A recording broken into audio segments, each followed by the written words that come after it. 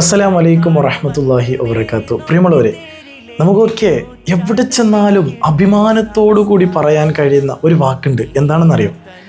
ഞാനൊരു സമസ്തക്കാരനാണെന്ന് പറയുന്നതാണ് ഏറ്റവും അഭിമാനത്തോടു കൂടി പറയാൻ കഴിയുന്ന ഒരു വാക്ക്. അതിൻ്റെ കാരണങ്ങൾ പലതുമുണ്ട്. അതിൽ ഒരു കാരണം ഞാൻ നിങ്ങൾക്ക് പറയാം.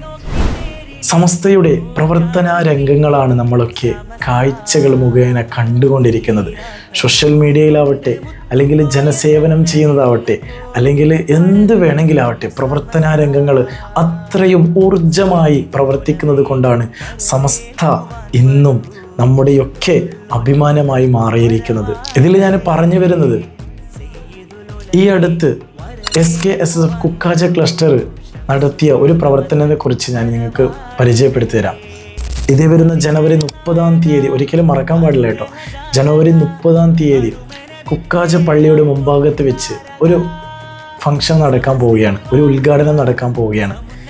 സയ്യിദന്മാരും മുഷാവർ അംഗത്തിൽപ്പെട്ട ബംബ്രാൻ ഉസ്താദ് അടക്കമുള്ള പല ഉസ്താദന്മാരൊക്കെ ചടങ്ങിലേക്ക് വന്നെത്തിച്ചേരാനുണ്ട്.